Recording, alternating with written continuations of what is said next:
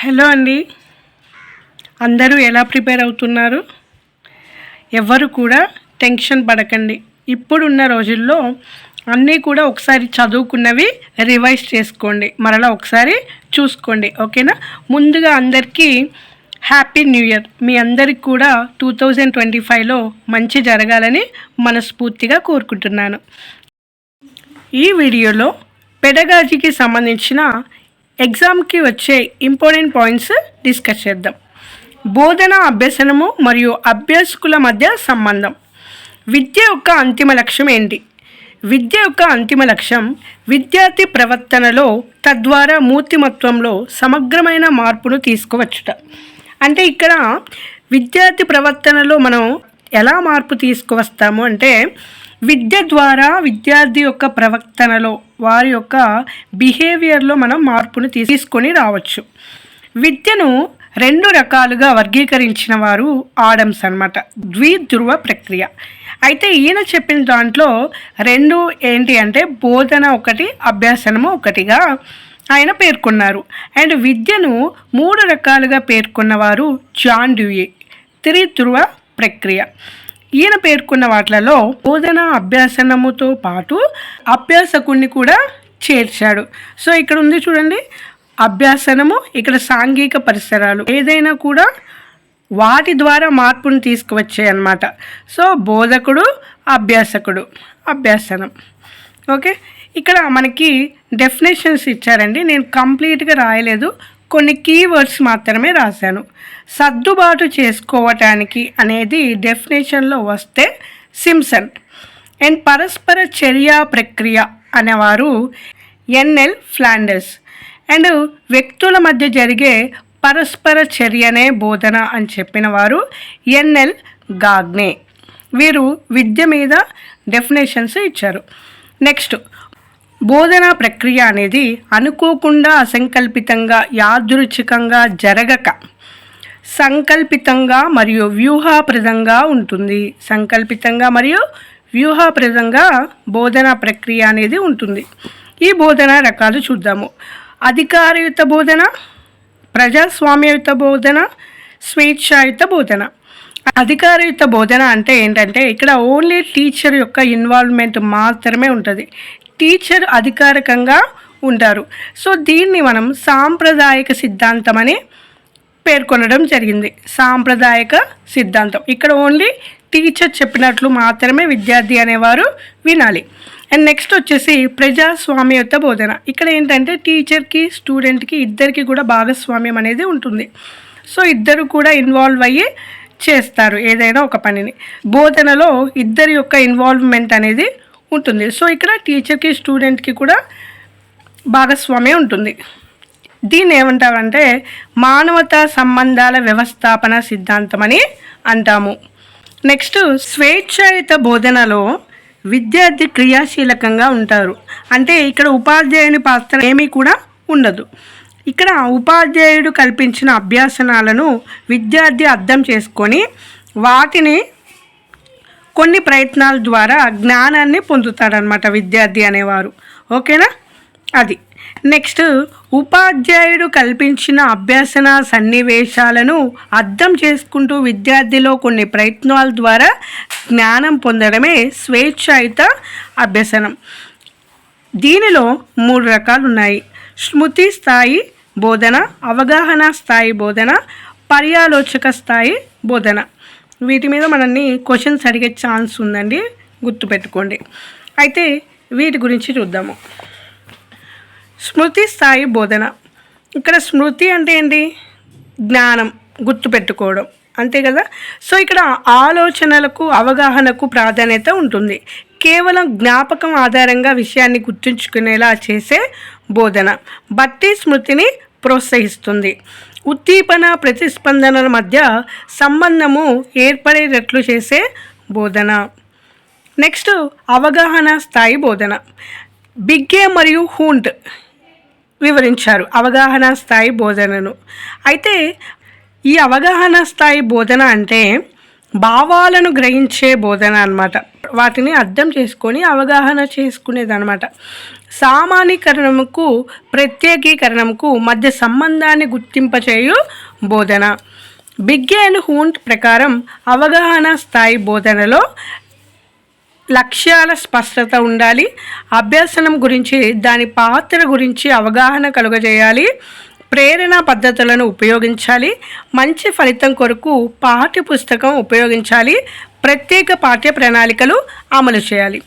So రెండవది అయిపోయింది. Next మూడవది పర్యాలోచక స్థాయి బోధన. ఇక్కడ ఏంటంటే సమస్య పరిష్కార సామర్థ్యాలను, పజిల్స్ అలాంటి వాటిని అభివృద్ధి చేసి అన్వేషణ దృక్పథాలను ప్రోత్సహిస్తుంది. సహజ ఆలోచన, భిన్న ఆలోచన, సృజనాత్మకతలను విద్యార్థిలో పెంపొందింపచేయటం ముఖ్య ఉద్దేశం. ఇప్పుడు ఈ మూడింటిని కనుక చూసుకుంటే స్మృతి స్థాయి బోధనలో జ్ఞానానికి సంబంధించినవి ఉంటాయి, అండ్ అవగాహన స్థాయి బోధనలో ఒక అంశాన్ని వాటి యొక్క భావాలను గ్రహించే స్థాయి అన్నమాట. నెక్స్ట్ పర్యాలోచక స్థాయిలో విద్యార్థి అనేవారు సమస్య పరిష్కారాలను చేయగలగటానికి అండ్ పజిల్స్ చేయగలగటానికి సహజ ఆలోచనలు, భిన్న ఆలోచనలు అభివృద్ధి పరచడమే పర్యాలోచక స్థాయి బోధన. నెక్స్ట్ బోధనా విధులు. ఇది 3 రకాలు: లోప నిర్ధారణ విధులు, నిర్ణయాత్మక విధులు అండ్ మూల్యాంకన విధులు. లోప నిర్ధారణ అంటే అందరికీ తెలుసు, విద్యార్థుల యొక్క బలాలు బలహీనతలు గుర్తించడం. ఇది ఎప్పుడు జరిగిద్ది అంటే బోధన ప్రారంభించడానికి ముందు. నెక్స్ట్ నిర్ణయాత్మక విధులు. విద్యార్థి ప్రవర్తనలో మార్పు కొరకు బోధనా పద్ధతులు అండ్ బోధనోపకరణాలను పరిపుష్టి విధానాలు అమలు పరచాలి. అండ్ మూల్యాంకన విధులు, ఎంతవరకు సాధించారో తెలుసుకునేది. నెక్స్ట్ వైగోట్స్కీ ప్రకారం సాంఘిక సాంస్కృతిక సందర్భం లేనిదే వ్యక్తి యొక్క వ్యక్తిగత అభివృద్ధి లేదు. సాంఘిక సాంస్కృతిక సందర్భం లేనిదే వ్యక్తి యొక్క వ్యక్తిగత అభివృద్ధి లేదు అని వైగోట్స్కీ పేర్కొన్నారు.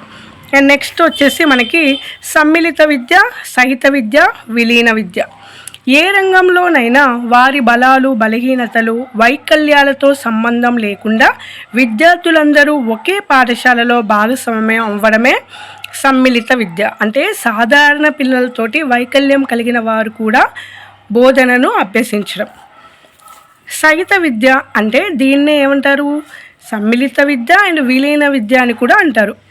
సో వాటి యొక్క లక్ష్యం ఏంటంటే పిల్లల అవసరాలను తీర్చడం అండ్ భిన్నత్వంలో ఏకత్వం. పాఠశాలలో అన్ని రకాల విద్యార్థులకు అవకాశాలు కల్పించడం ప్రతి ఒక్క అంశంలో. అండ్ నెక్స్ట్ తాము భాగమని వారు కూడా భావించేటట్లు చేయడం. ఇవి సమ్మిళిత విద్య యొక్క లక్ష్యం. నెక్స్ట్ సహిత విద్య. ప్రత్యేక అవసరాల పిల్లలు సాధారణ పాఠశాలలో కలిసి అభ్యసిస్తారు. అయితే ఈ సాధారణ పాఠశాలలో పాటు అభ్యసించేటప్పుడు ఈ ప్రత్యేక వైకల్యం కలిగిన పిల్లలకు ప్లస్ కరికులం అనేది ఒకటి అమలు చేస్తారు. అంటే వారికి సంబంధించినవి నేర్పించే వాటినే ప్లస్ కరికులం అని అంటాము. ఇది గుర్తుపెట్టుకోండి. నెక్స్ట్ విలీన సమ్మిళిత విద్యా నమూనాలు. ఏమేంటి ఆ విద్యా నమూనాలు అనేవి చూద్దాం. ఇందులో మొదటిది రిసోర్స్ నమూనా. దీన్నే వనరుల నమూనా అని అంటాము. ఈ రిసోర్స్ అంటేనే వనరులు కదా. అయితే వికలాంగులైన పిల్లలను సాధారణ పాఠశాలలో చేరుస్తారు. ఇందులో రెగ్యులర్ టీచర్తో పాటు ఒక ప్రత్యేక శిక్షణ పొందిన టీచర్ కూడా ఉంటారు, అంటే స్పెషల్ టీచర్. అయితే మొత్తం బాధ్యత ఎవరు చూసుకుంటారంటే రెగ్యులర్ టీచరే చూసుకుంటారు. చూసుకొని వికలాంగులైన పిల్లలకు ప్రత్యేక టీచరు వారి యొక్క బోధనా పద్ధతుల ద్వారా వారికి శిక్షణ ఇస్తారు. అయితే ఒక ప్రత్యేక టీచర్కి 8 to 10 మెంబర్స్ పిల్లలు చూసుకోవాలన్నమాట. ఇది రిసోర్స్ అండ్ వనరుల నమూనా. నెక్స్ట్ వచ్చేసి ఇటినరెంట్ బోధనా నమూనా, సంచార నమూనా.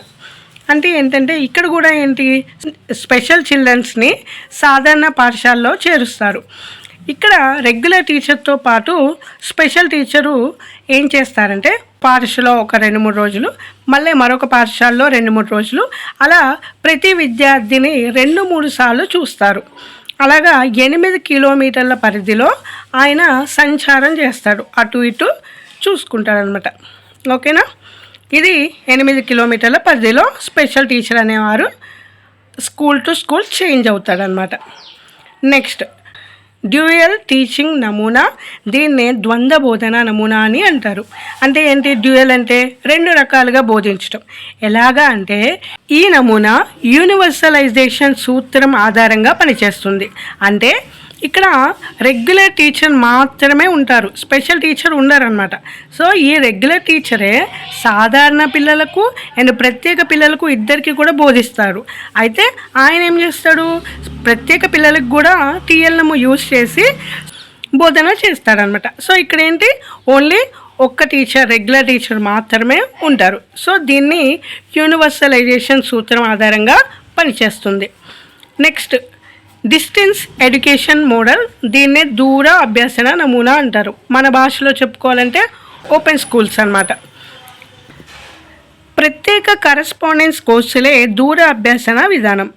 ఢిల్లీలో ఇందిరాగాంధీ నేషనల్ ఓపెన్ యూనివర్సిటీ, మధ్యప్రదేశ్లో బోజ్ ఓపెన్ యూనివర్సిటీ రెండు కూడా ఉన్నాయి. సో ఇంటి వద్దనే ఉండి ఈ స్పెషల్ పిల్లలు ఎవరైతే ఉన్నారో విద్యను అభ్యసిస్తారనమాట. ఓకేనా? ఢిల్లీలో Indira Gandhi national open university and మధ్యప్రదేశ్లో బోజ్ ఓపెన్ యూనివర్సిటీ. నెక్స్ట్ వచ్చేసి ఆల్టర్నేటివ్ స్కూల్ మోడల్, దీన్నే ప్రత్యామ్నాయ పాఠశాల అంటారు. ఇదేంటంటే వికలాంగులైన వారికి వారి యొక్క అవసరాలకు అనుగుణంగా ఆల్టర్నేటివ్ స్కూల్స్ అనేవి రాత్రి పాఠశాలలు, సాయంత్ర పాఠశాలలు నిర్వహించి వికలాంగులకు ఆర్థికంగా, విద్యాపరంగా పునరావాసాలు కల్పిస్తారన్నమాట. Next home based education model, దీన్నే గృహాధారిత విద్య అని అంటారు. అంటే ఏంటి హోమ్ బేస్డ్ అంటే ఇంట్లో ఉండి నేర్చుకోవడం. స్పెషల్ టీచర్ ఏం చేస్తారంటే ఎవరైతే ప్రత్యేక విద్యార్థి ఉన్నారో వారి ఇంటికి వెళ్ళి వారికి శిక్షణ అనేది ఇస్తారనమాట. నెక్స్ట్ ప్రత్యేక అవసరాలు కలిగిన శిశువుల అవసరమైన బోధననే రెమెడియల్ టీచింగ్, దీన్నే సవరణ బోధన అని అంటాము. ప్రత్యేక విద్య అనేది మానవత్వపు పునాదుల మీదనే కాకుండా దాని ప్రయోజనం ఆధారంగా రూపొందించబడాలి. దీన్ని పేర్కొన్న వారు కొఠారి కమిషన్ 1964 to 66. నెక్స్ట్ క్లాస్లో నేను కంపల్సరీ వీటి గురించి ఎక్స్ప్లెయిన్ చేస్తాను. అందరూ కూడా వీడియో కనుక నచ్చితే లైక్ చేయండి, సబ్స్క్రైబ్ చేయండి అండ్ షేర్ కూడా చేయండి. Thanks for watching.